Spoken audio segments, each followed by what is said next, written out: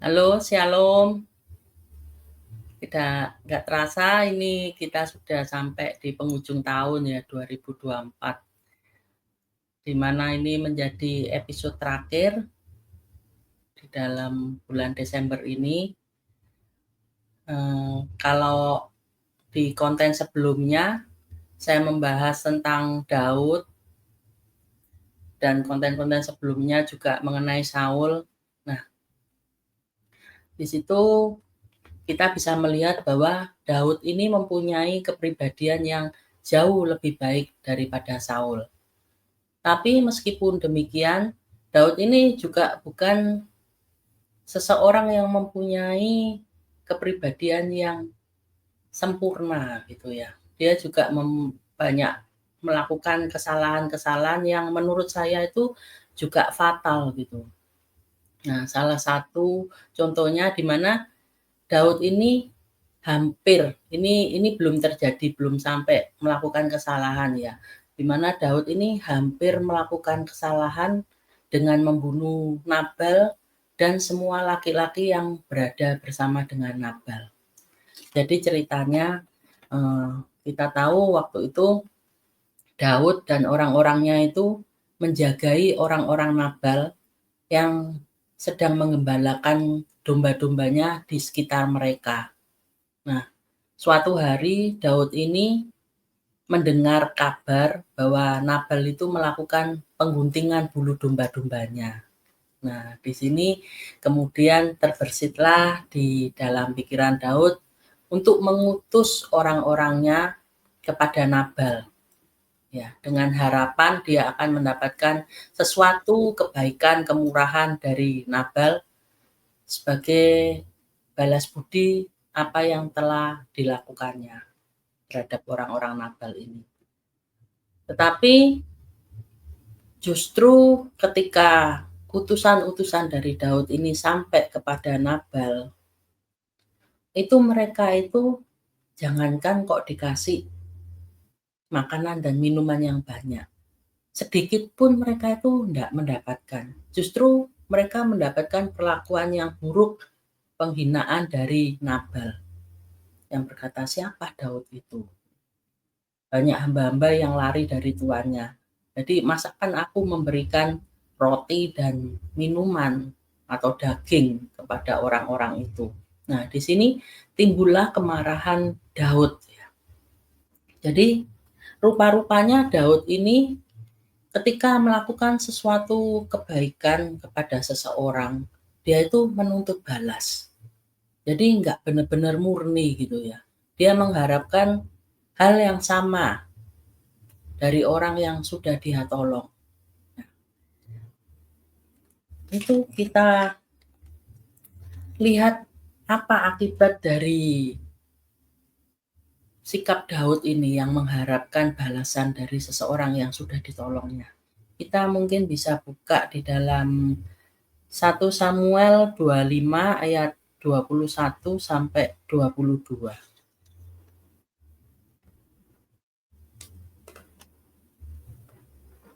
Nah, saya akan bacakan. Daud tadinya telah berkata, sia-sialah aku melindungi segala kepunyaan orang ini di padang gurun, sehingga tidak ada sesuatu pun yang hilang dari segala kepunyaannya. Ia membalas kebaikanku dengan kejahatan. Beginilah kiranya Allah menghukum Daud, bahkan lebih lagi daripada itu, jika aku tinggalkan hidup sampai pagi seorang laki-laki saja pun dari semua yang ada padanya. Nah, di sini terlihat ya, betapa Daud ini tidak terima gitu ya, ketika kebaikan yang sudah dilakukan, tetapi mendapatkan balasan dengan sesuatu yang jahat menurut dia.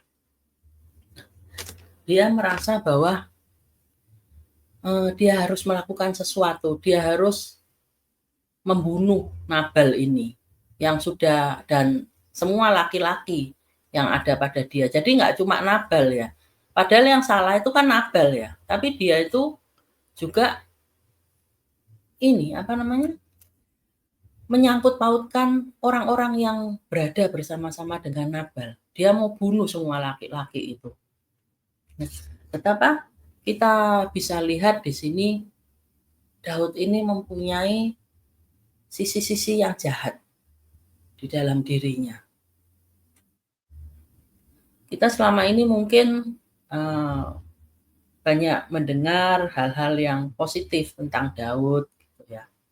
Tapi hari ini saya ingin mengajak untuk melihat sisi-sisi jahat dari Daud, sisi-sisi gelap daripada Daud. Nah, di mana di sini tadi dikatakan di ayat yang ke-22 itu 1 Samuel 25 ayat 22 itu dikatakan, beginilah kiranya Allah menghukum Daud, bahkan lebih lagi daripada itu, jika aku tinggalkan hidup sampai pagi, seorang laki-laki saja pun. Nah, Daud ini istilahnya dia itu menyangkut pautkan Tuhan, malahan melibatkan Tuhan di dalam masalahnya. Kalau dia mau membunuh, itu kan keputusan yang dia buat sendiri ya. Tetapi di sini, di ayat yang ke-22 ini dikatakan bahwa beginilah kiranya Allah menghukum Daud. Loh, apa urusannya Tuhan di sini? Apakah Tuhan itu yang menginginkan Daud untuk membunuh Nabal dan semua laki-laki yang ada padanya? Enggak kan? Itu kan apa yang menjadi keputusan Daud. Karena dia tidak terima aja diperlakukan dengan tidak adil gitu ya menurut dia. Sudah capek-capek jagai kambing, jagai domba-dombanya. Kalau ada yang mau berbuat jahat sama orang-orang Nabal sama domba-dombanya, Daud dan orang-orangnya yang maju. Kurang baik apa ya? Susah payah, padahal saudara juga bukan, teman juga bukan. Kok balasannya kayak gini?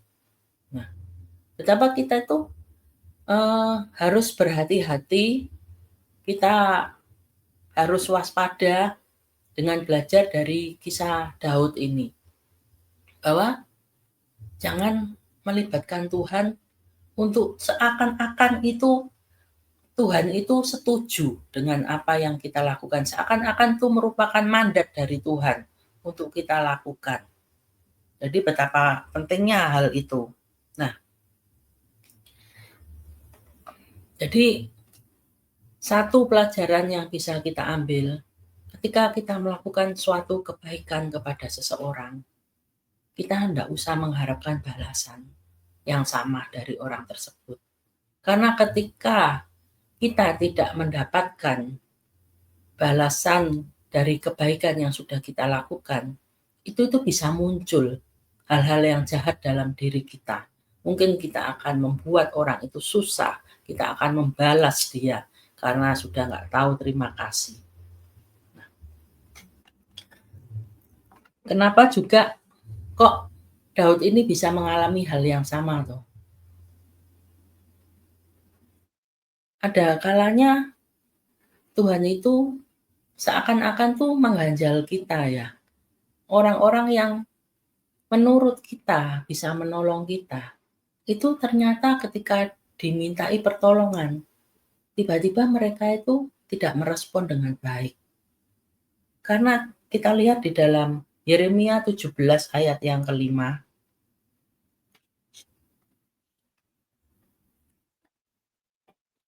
Beginilah firman Tuhan, terkutuklah orang yang mengandalkan manusia, yang mengandalkan kekuatannya sendiri, dan yang hatinya menjauh daripada Tuhan.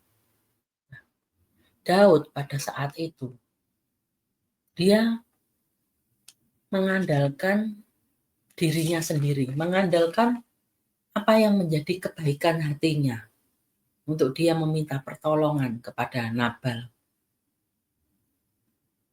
Tetapi di sini kita lihat bahwa Tuhan itu paling nggak suka gitu ya. Bahkan Tuhan tuh ngomong terkutuk orang yang mengandalkan manusia, mengandalkan kekuatannya sendiri dan hatinya menjauh dari Tuhan. Jadi ketika kita mendapatkan halangan-halangan di depan, ketika semuanya tidak berjalan dengan baik, tidak berjalan dengan lancar, Mari kita coba tilik hati kita. Apakah kita mengandalkan orang lain, mengandalkan manusia, atau mengandalkan kepintaran kita? Atau yang lebih parahnya lagi, kita itu sudah nggak dengar-dengaran lagi sama Tuhan. Sehingga Tuhan akan membuat semuanya itu tidak berjalan sesuai dengan rencana kita. Tetapi dalam kisah Daud ini, Tuhan tuh mau pertontonkan bahwa Tuhan itu Allah yang sanggup untuk memenuhi kebutuhan Daud dan pasukan-pasukannya. Dan juga untuk mencegah Daud melakukan kesalahan yang fatal dalam hidupnya. Dikirimlah Abigail itu ya, istri Nabal itu ya, untuk mengirim roti, anggur, domba-domba, membawa semuanya itu ke hadapan Daud. Di sini terlihat bahwa bagaimana Tuhan itu memelihara kehidupan Daud dan pasukannya. Seharusnya ketika Daud itu ditolak permintaannya oleh Nabal, itu enggak usah membuat Daud itu sampai begitu marah, sampai mau membunuh. Harusnya dia datang sama Tuhan. Karena selama ini yang memelihara kehidupan Daud itu bukankah Tuhan? Tetapi kadang, ya itu, manusia itu kadang bisa tergelincir ya. Bisa nggak waspada, tiba-tiba hatinya menjauh dari Tuhan. Tiba-tiba kehilangan arah gitu. Sehingga melakukan hal-hal yang menurut kita itu baik, yang menurut kita itu ada di dalam jalan-jalannya Tuhan. Abigail menyadarkan kita, terutama Daud pada saat itu, bahwa ini loh Tuhanmu itu yang sanggup memelihara hidupmu. Dan juga Tuhan mau berkata kepada Daud, kamu tuh salah loh. Karena masalah ini aja kamu tuh sampai mau membunuh Nabal, bahkan orang-orang yang ada di sekitar Nabal. Itu suatu perbuatan yang jahat, tetapi Tuhan cegah. Itulah suatu keuntungan buat kita. Ketika kita itu hidup bersama dengan Tuhan. Ketika kita salah pun, kita itu akan diluruskan oleh Tuhan. Tuhan akan mencoba untuk mengingatkan kita. Tetapi semuanya tergantung dengan respon kita. Saul pun demikian. Tuhan juga sudah memberikan kesempatan buat Saul untuk bertobat.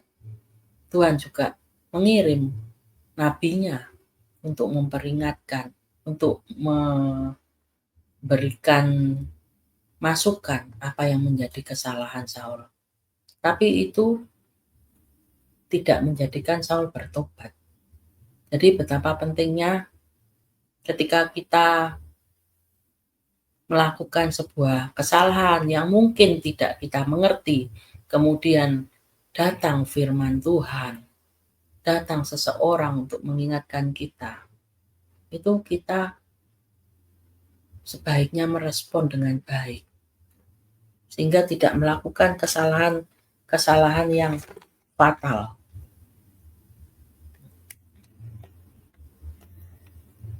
Di sini juga kesalahan Daud yang berikutnya. Daud ketika merasa ketakutan dibunuh oleh Saul, dia nggak bertanya sama Tuhan, mesti gimana. Di dalam ketakutannya, Daud ini melarikan diri dari Saul. Dan dia itu pergi ke Nob untuk menemui Ahimelek.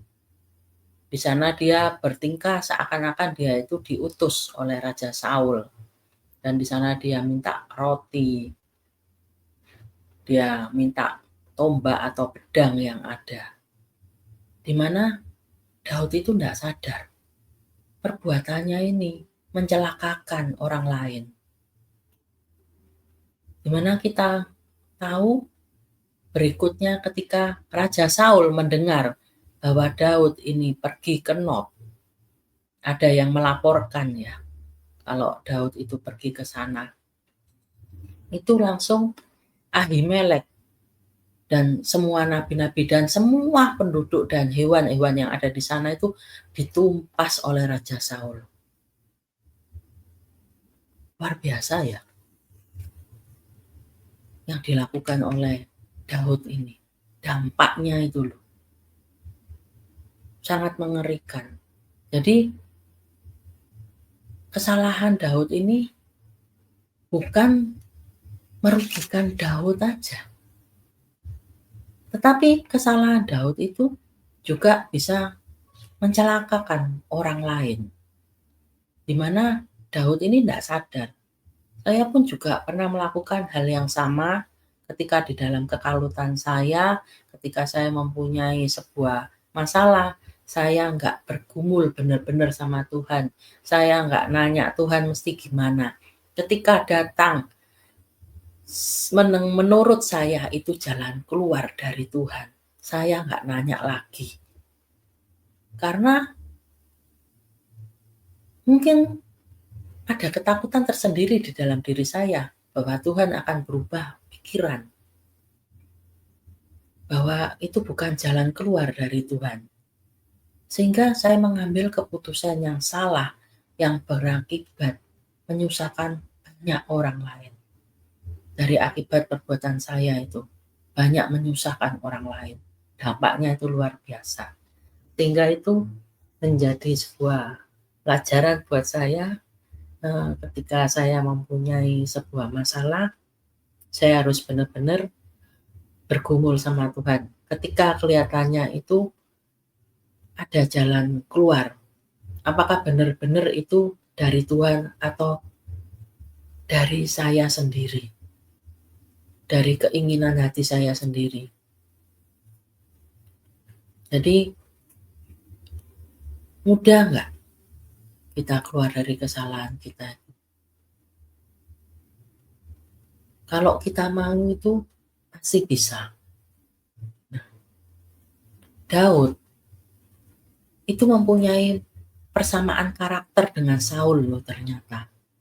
Jadi kalau baru saja saya tadi ngomong Raja Saul itu menumpas Ahimelek dan semua penduduk yang ada di Nob itu sama hewan-hewannya.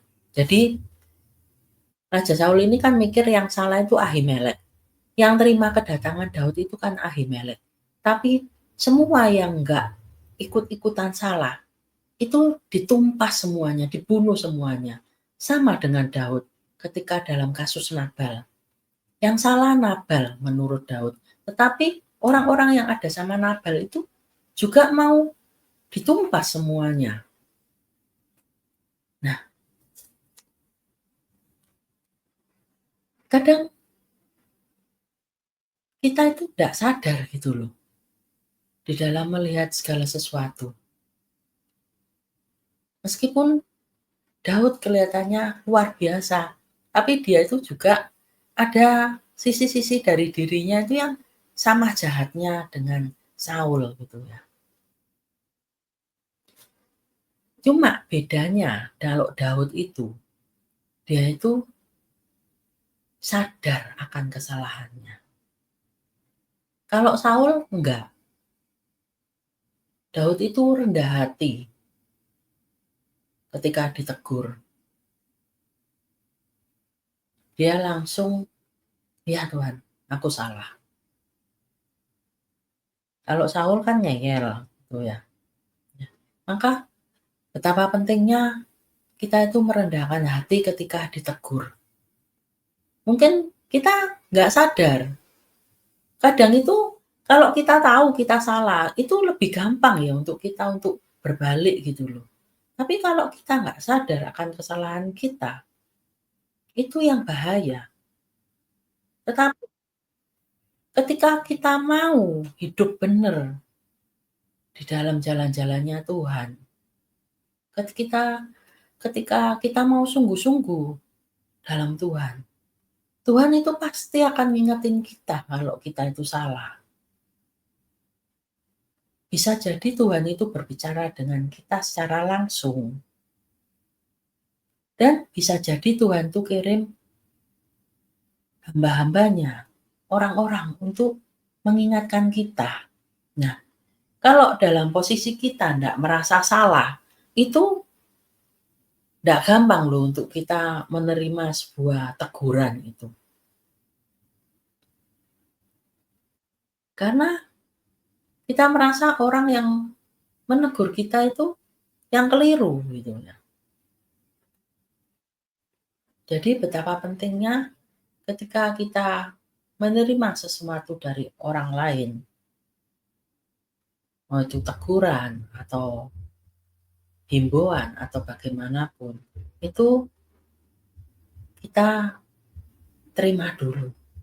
Kita nanya sama Tuhan, Tuhan, kok aku ditegur seperti ini ya? Tapi aku nggak merasa salah loh Tuhan. Gimana Tuhan? Nanti di situ Tuhan yang akan jelaskan sendiri. Nah, tetapi untuk kita, kadang kita terus sadar ya dengan kesalahan kita. Tapi untuk kita berbalik dari kesalahan kita, itu nggak mudah loh. Saya alami sendiri. Saya tuh kepingin gitu ya. Ada hal-hal yang masih keliru di dalam diri saya. Yang saya kepingin tuh keluar dari kesalahan itu. Tapi saya tuh nggak bisa gitu loh. Masih nggak bisa keluar. Sebagai contoh, umpamanya dengan kemalasan gitu itu mau keluar dari situ itu nggak mudah gitu ya. Tetapi kalau kita mau itu kita pasti bisa. Karena di dalam ayat Alkitab dikatakan bahwa diberkatilah orang yang mengandalkan Tuhan. Ketika kita mau mengandalkan Tuhan di dalam kelemahan kita sekalipun, kita mau meminta tuntunan Tuhan, kita mau berubah seperti yang Tuhan mau, itu nanti Tuhan yang sendiri yang akan berikan jalan-jalannya. Jadi betapa pentingnya ya untuk kita hidup di dalam jalan-jalan Tuhan itu. Nah, kesalahan berikutnya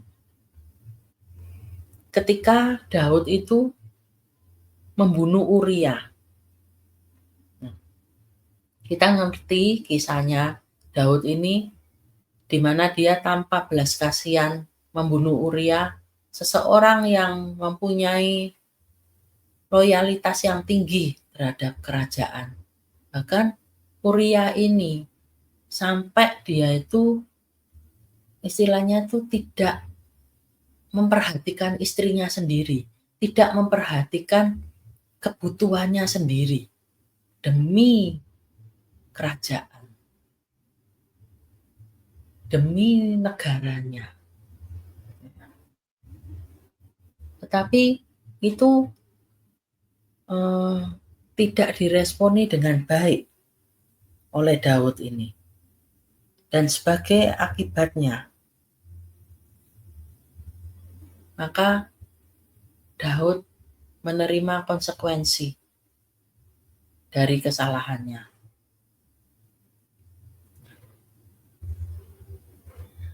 Kita tahu bahwa coba kita buka aja di dalam 2 Samuel 12 ayat 15 sampai 23.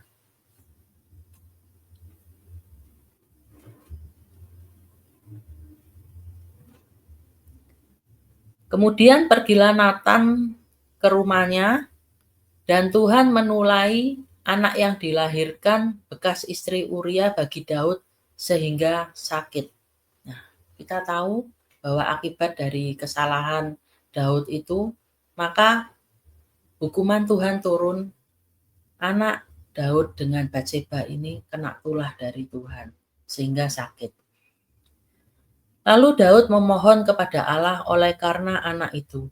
Ia berpuasa dengan tekun, dan apabila ia masuk ke dalam, semalam-malaman itu ia berbaring di tanah. Nah, Daud ini, dia itu berusaha dengan semaksimal mungkin untuk memohon belas kasihan pada Tuhan. Dia melakukan puasa, dan berpuasanya itu dengan tekun. Nggak berpuasanya itu bolong-bolong ya. Ini puasa ya, besok enggak. Besoknya lagi puasa, besoknya enggak. Enggak. Daud ini, jika dia menginginkan sesuatu, dia itu melakukannya dengan tekun. Sesuatu yang harus kita contoh, sifat dari Daud, yaitu ketekunannya.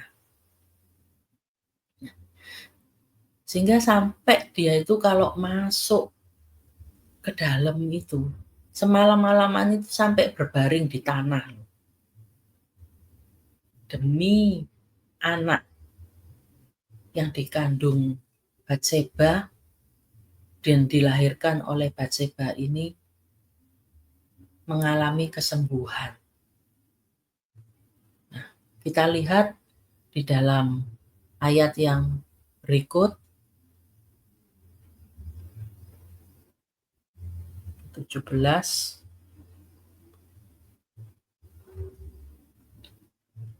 Maka datanglah kepadanya para tua-tua yang di rumahnya untuk meminta ia bangun dari lantai. Tetapi ia tidak mau. Juga ia tidak makan bersama-sama dengan mereka. Nah, sampai para tua-tua itu khawatir dengan situasi yang dilakukan oleh Daud ini. Situasi yang ada itu sangat membuat resah.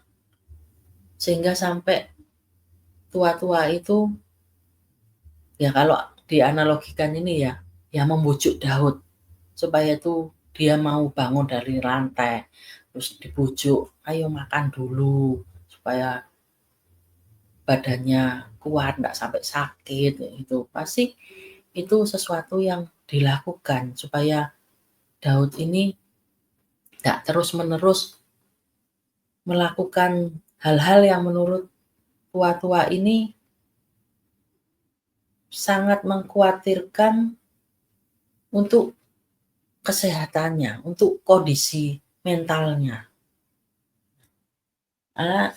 Ayat selanjutnya, yang ke-18. Pada hari yang ketujuh, matilah anak itu. Dan pegawai-pegawai Daud takut memberitahukan kepadanya bahwa anak itu sudah mati. Jadi, apa yang sudah difirmankan oleh Tuhan, kalau anak itu mati, ya pasti itu yang akan terjadi. Meskipun ada jeda waktu ya. Ini pada hari yang ketujuh anak Daud ini mati. Kenapa? Nggak langsung mati. Ada prosesnya. Dan pegawai-pegawai Daud ini ya takut ngomong sama Daud. Karena ketika anaknya masih hidup aja, Daud ini kondisinya sudah mengkhawatirkan. Puasa nggak mau makan, berbaring di tanah. Apalagi kalau sampai anaknya mati. Dan ini dikatakan di sini, mereka itu ngomong, sebab mereka berkata, ketika anak itu masih hidup, kita telah berbicara kepadanya, tetapi ia tidak menghiraukan perkataan kita. Bagaimana kita dapat mengatakan kepadanya, anak itu sudah mati? Jangan-jangan ia mencelakakan diri. Bingung para pegawainya ini. Mesti kayak gimana ini? Mereka enggak punya hikmatnya gitu loh. Bagaimana cara menyampaikan kabar yang buruk ini. Nah, di ayat yang berikutnya,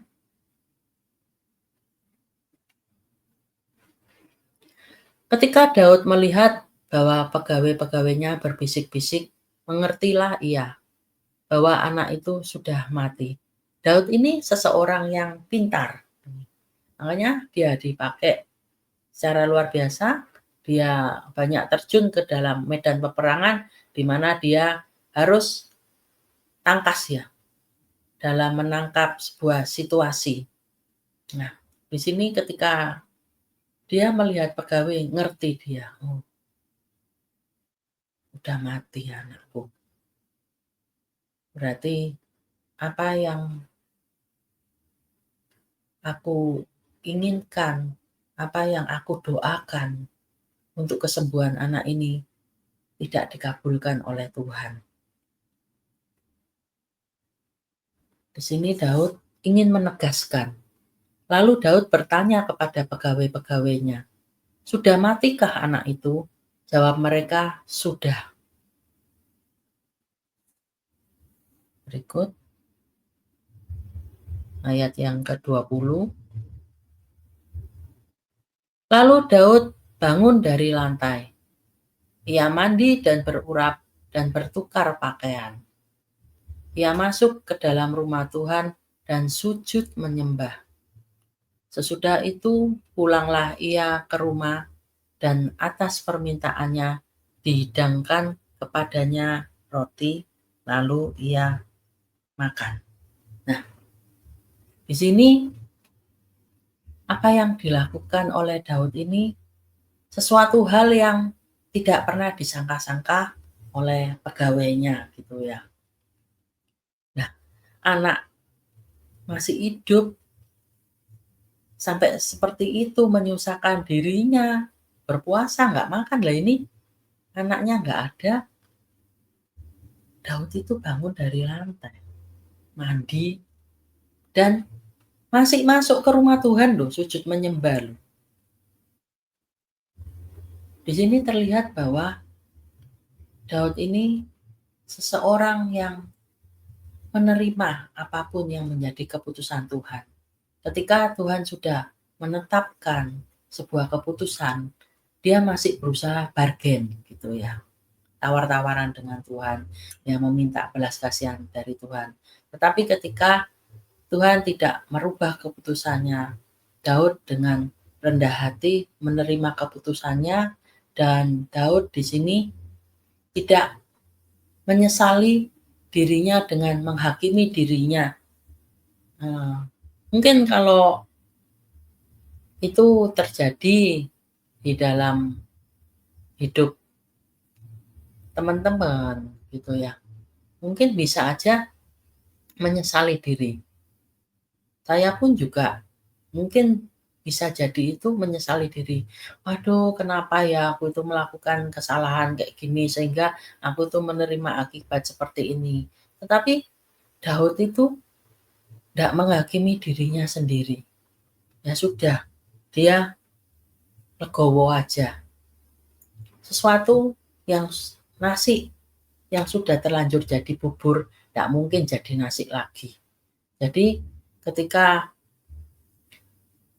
kesalahan yang tidak mungkin diperbaiki, dia tidak mungkin lagi balik ke keadaan ketika dia belum melakukan kesalahan dengan tidur dengan Batseba, dia tidak mungkin kembali pada keadaan ketika dia belum membunuh Uria. Dia tidak bisa kembali dalam keadaan itu. Otomatis yang Daud lakukan dengan kedewasaannya, ya sudah. Sekarang yang perlu aku lakukan, aku melanjutkan hidup. Aku melakukan apa yang benar untuk kedepannya.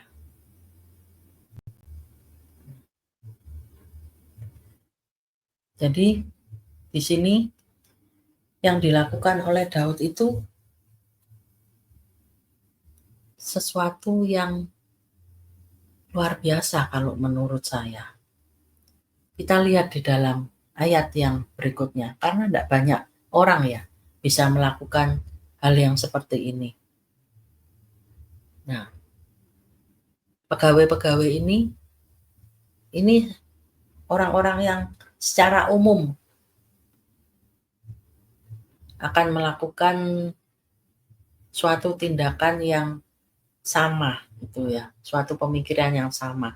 Di sini dikatakan, berkatalah pegawai-pegawainya kepadanya, apakah artinya hal yang kau perbuat ini? Oleh karena anak yang masih hidup itu engkau berpuasa dan menangis, tetapi sesudah anak itu mati, engkau bangun dan makan. Tidak semua orang bisa mengerti apa yang menjadi tindakan kita, apa yang menjadi keputusan kita. Pegawai-pegawai Daud pun juga tidak bisa mengerti apa yang dilakukan oleh Daud. Kita lihat di dalam ayat yang berikutnya, jawabnya, selagi anak itu hidup, aku berpuasa dan menangis, karena pikirku, siapa tahu Tuhan mengasihani aku, sehingga anak itu tetap hidup. Ayat yang ke-23,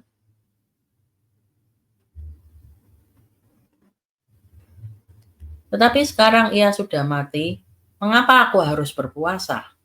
Dapatkah aku mengembalikannya lagi? Aku yang akan pergi kepadanya, tapi ia tidak akan kembali kepadaku. Daud mempunyai pemikiran satu step lebih ke depan daripada orang-orang kebanyakan.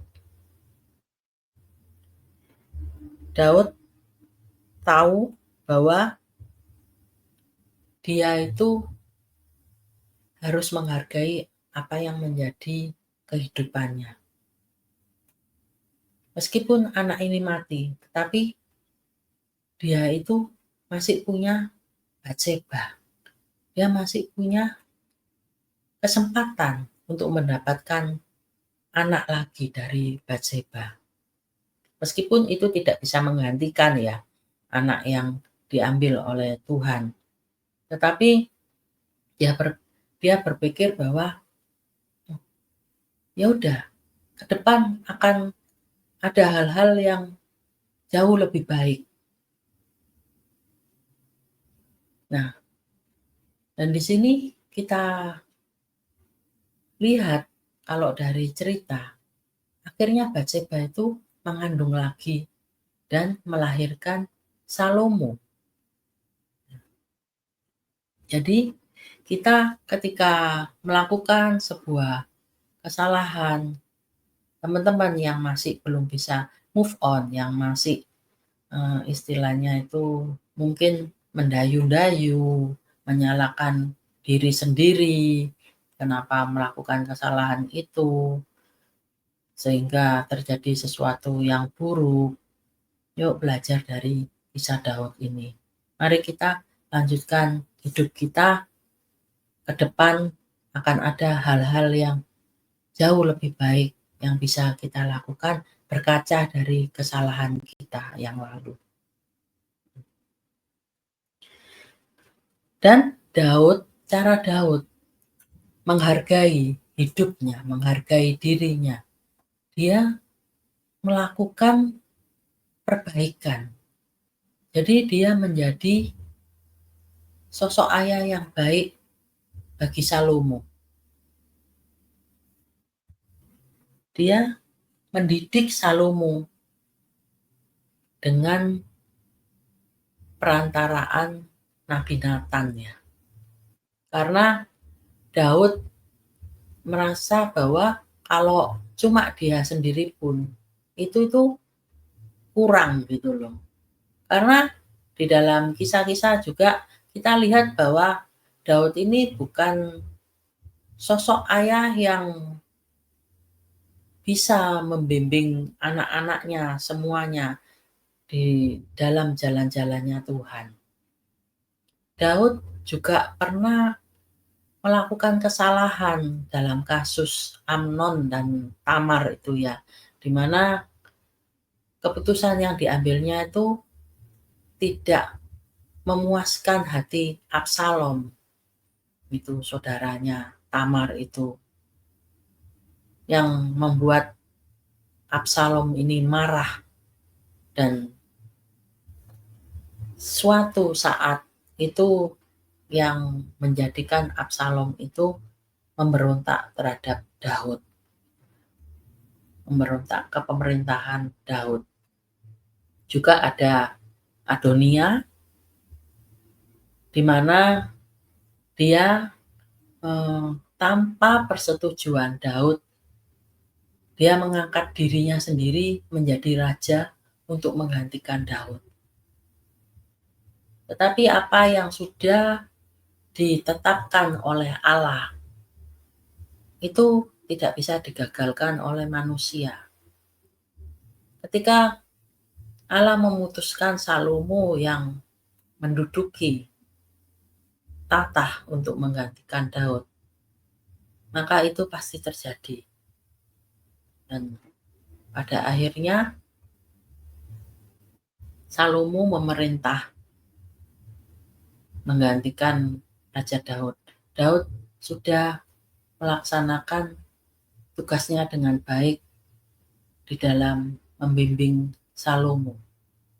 Sehingga Salomo ini mempunyai kepribadian yang baik juga. Meskipun nantinya sempat tergelincir juga Salomo ini. Tapi Salomo kita lihat ketika dia diangkat sebagai raja, apa yang dilakukannya. Di dalam 1 Raja-Raja 3 ayat yang ke-4 ya, sampai 10. Pada suatu hari raja pergi ke Gibeon untuk mempersembahkan korban. Sebab disitulah bukit pengorbanan yang paling besar. 1000 korban bakaran dipersembahkan Salomo di atas mezbah itu. Salomo mempersembahkan yang terbaik ya, korban bakaran buat Tuhan. Next. Di Gibeon itu Tuhan menampakkan diri kepada Salomo dalam mimpi pada waktu malam. Berfirmanlah Allah, mintalah apa yang hendak kuberikan kepadamu. Tuhan memberikan tawaran. Lalu Salomo berkata, engkaulah yang telah menunjukkan kasih setiamu yang besar kepada hambamu Daud, ayahku. Sebab ia hidup di hadapanmu dengan setia, benar, dan jujur terhadap engkau. Dan engkau telah menjamin kepadanya kasih setia yang besar itu dengan memberikan kepadanya seorang anak yang duduk di tahtanya pada hari ini. Salomo sadar bahwa dia duduk di tahtanya itu adalah karena anugerah dari Tuhan yang diberikan kepada Daud ayahnya. Jadi dia mendapatkan kemurahan. Ayat yang selanjutnya,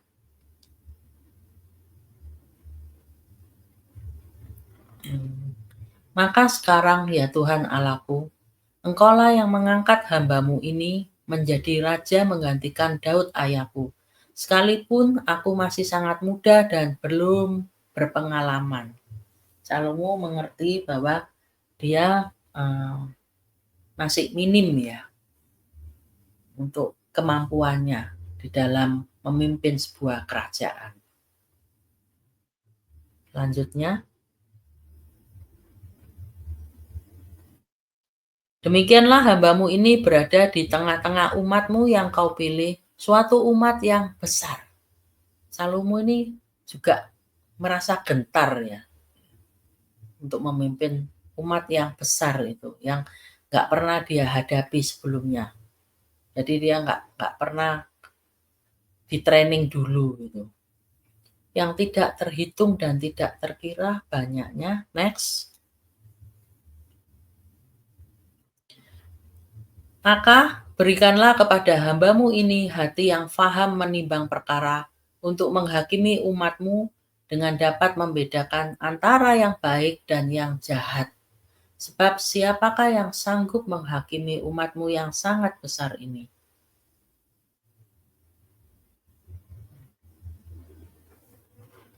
Lalu adalah baik di mata Tuhan bahwa Salomo meminta hal yang demikian. Jadi apa yang diminta Salomo ini bukan apa yang menjadi kesenangannya, bukan apa yang menjadi kepentingannya. Tetapi Salomo ini mendahulukan apa yang menjadi kepentingan Tuhan. Dia tahu bahwa dia dipilih menjadi raja ini adalah suatu amanat dari Tuhan, suatu tanggung jawab untuk dia kerjakan.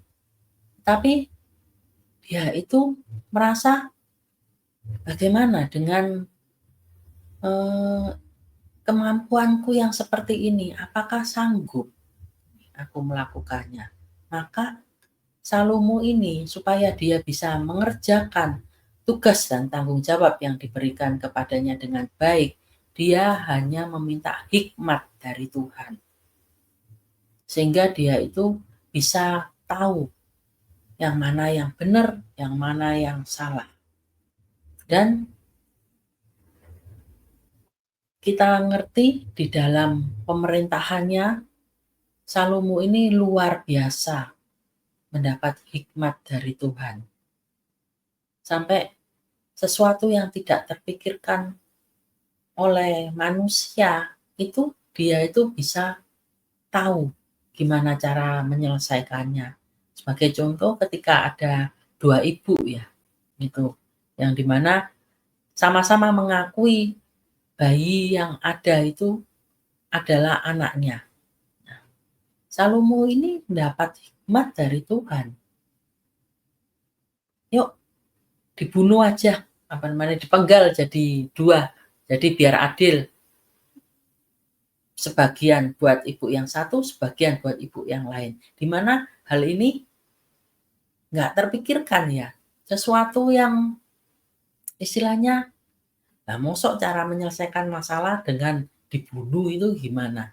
Tetapi itu adalah suatu strategi dari Salomo rupanya untuk mengetahui siapa ibu kandung yang sebenarnya. Dan dari situ terlihat siapa yang menjadi ibu kandungnya dan masalah selesai. Ketika Salomo semisalnya tidak meminta hikmat dari Tuhan, kalau dia meminta kekayaan umpamanya, apakah itu sesuatu yang salah? Menurut saya enggak salah. Karena Tuhan itu menawarkan, kamu mau apa?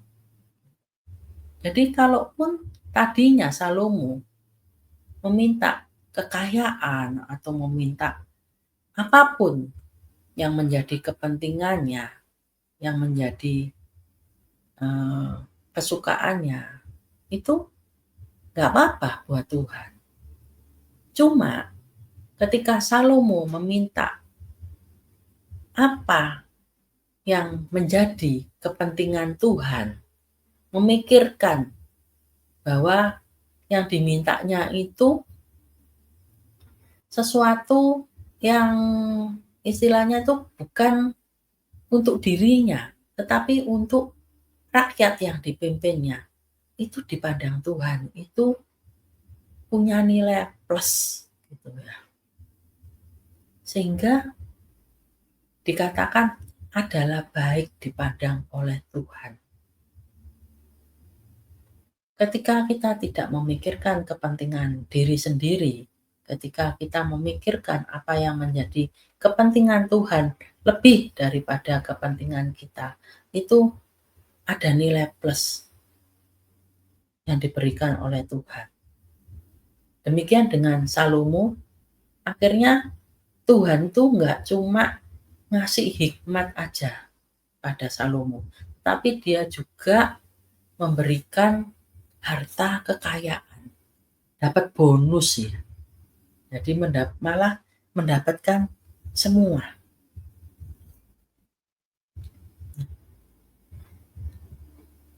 Ketika di istilahnya di dalam perjalanannya Salomo ini, ketika dia mendapatkan sesuatu yang baik dari Tuhan, kelimpahan, itu tidak menjadikan Salomo itu menjadi pribadi yang stabil, yang konstan ya, berkenan di hadapan Tuhan. Tetapi ada satu titik satu titik yang Salomo kerjakan itu, dia justru ngumbar gitu loh ya, apa yang menjadi kesenangannya. Mengumbar itu apa ya, istilahnya itu, dia itu nggak mempunyai pengendalian diri lagi. Jadi dia itu suka gitu ya, suka perempuan gitu ya. Jadi Salomo ini istilahnya tuh, dia nambah istri terus. Jadi nggak pernah puas gitu loh dengan istri yang ada itu. Sehingga dan juga di dalam dia menambah kesenangannya mempunyai istri gitu itu ya. Dia tidak selektif lagi. Jadi pokoknya dia seneng dengan seseorang, ya wis langsung dijadikan istri. Tetapi justru hal tersebut yang menjadikan Salomo itu bersalah di hadapan Tuhan, menjauh daripada Tuhan. Kita lihat di dalam 1 Raja-Raja ya, ayat yang ke-11, 1 Raja-Raja 11 ayat ke-1 sampai ke-4.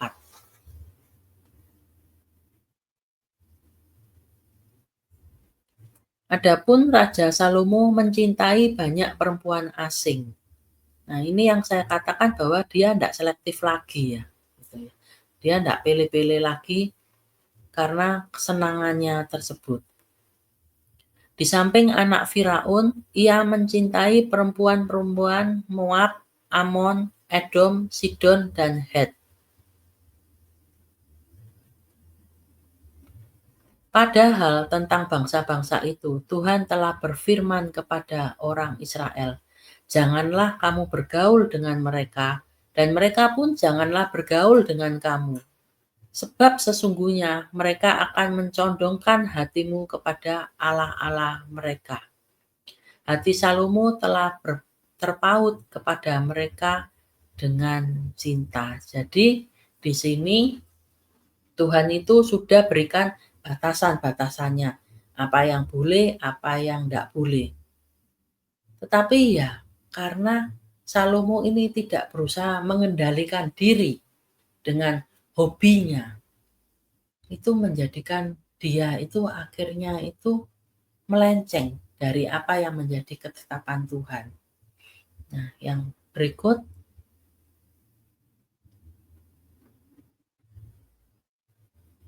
ia mempunyai 700 istri dari kaum bangsawan dan 300 gundik. Bayangkan, banyaknya ya. Gimana caranya itu dia mau kumpul, mau nemuin 700 itu loh. Kan face to face-nya itu enggak bisa tiap hari ya kalau sampai 700 itu mesti giliran itu semuanya. Nah, buat apa mestinya? Tapi di sini dilihat bahwa ya inilah yang dikumpulkan oleh Salomo.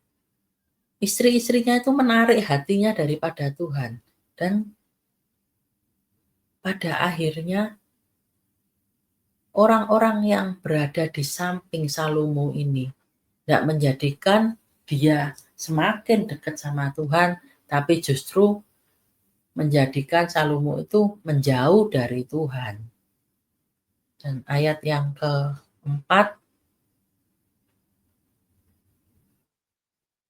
sebab pada waktu Salomo sudah tua, istri-istrinya itu mencondongkan hatinya kepada allah-allah lain, sehingga ia tidak dengan sepenuh hati berpaut kepada Tuhan Allahnya seperti Daud ayahnya.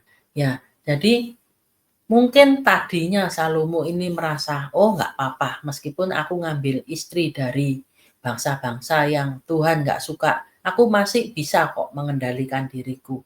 Aku masih bisa kok menjaga hubunganku dengan Tuhan. Tetapi kita lihat di dalam ayat ini bahwa ketika Salomo sudah tua loh, jadi ada jeda waktunya, ada prosesnya, lambat laun itu. Ketika Salomo itu tidak memperhatikan apa yang difirmankan oleh Tuhan, tidak memperhatikan apa yang menjadi larangan Tuhan, akhirnya membuat dia itu juga bisa meleset loh. Dia bisa tergelincir di dalam kesalahan dengan menjauh dari Tuhan. Untung pada titik berikutnya, itu Salomo itu masih sempat untuk bertobat. Dia masih nyadar gitu ya, bahwa dia itu keliru. Jadi di sini kita lihat bahwa Salomo pun tidak bisa seperti Daud ayahnya di dalam menjalin hubungan dengan Tuhan. Iman itu tidak bisa dompleng gitu ya. Jadi apa yang menjadi hubungan kita dengan Tuhan, apa yang menjadi istilahnya itu pengharapan kita di dalam Tuhan, pengenalan kita akan Tuhan, itu ndak bisa dompleng gitu loh. Dari orang tua, dari pasangan hidup, dari pemimpin rohani, atau dari siapapun. Itu harus kita sendiri yang mengusahakan. Jadi betapa pentingnya untuk kita dengar-dengaran dengan Tuhan, untuk kita menjaga hubungan kita dengan Tuhan lebih lagi, sehingga kita itu bisa semakin hari semakin menyukakan hati Tuhan, tidak semakin menjauh dari Tuhan. Nah, hari ini pun saya itu ketika membaca ya di grup gitu, di grup WhatsApp Smart People itu ada senior pastor yang kopas ya, itu untuk khotbah dari seorang hamba Tuhan. Temanya itu tentang Natal. Nggak tahu, saya tuh kok kepingin gitu ya mendengarkan khotbah tersebut. Apalagi khotbahnya juga nggak terlalu lama gitu ya. Itu di ketika saya mendengarkan tuh, oh iya, namanya bagus ya, jadi berkat buat saya. Tapi ya berjalan dengan biasa. Tetapi pada mendekati sesi-sesi terakhir hamba Tuhan tersebut menyampaikan firman, itu dia berkata, ini, yang bisa kita lakukan buat Tuhan itu adalah menyembah Dia dan melayani Dia. Di situ ketika saya mendengarkan apa yang disampaikan, itu saya itu bisa air mata itu tiba-tiba itu kayak netes gitu ya, terbendung gitu. Padahal kayak nggak ngerti kenapa kok bisa seperti itu. Tuhan sentuh hati saya dengan kasih-Nya.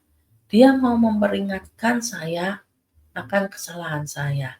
Dan di dalam sentuhan kasih-Nya itu, saya ngerti apa yang menjadi kesalahan saya. Nah, di sini saya dipercayakan untuk melayani gitu ya, pekerjaan Tuhan. Di mana ada konten-konten yang dipercayakan untuk saya dengarkan, untuk saya pelajari gitu ya. Kalau ada sesuatu mungkin nggak yang nggak pas gitu, itu harus dikoreksi gitu. Tugas saya untuk mengoreksi. Ya, saya lakukan.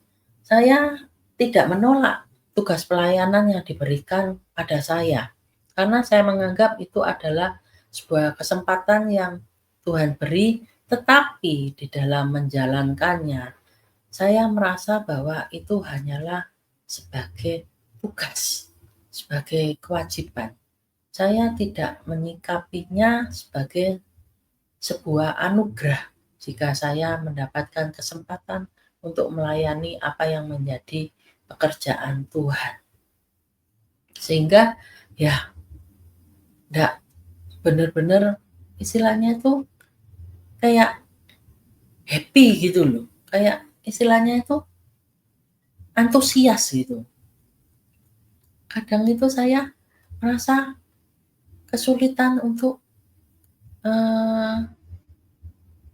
membagi waktu ya untuk mendengarkan konten yang harus saya dengarkan itu.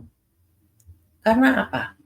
Karena saya enggak berpikir ya itu suatu anugerah, suatu kesukaan gitu loh. Suatu, istilahnya itu sesuatu yang harus saya lakukan dengan antusias gitu.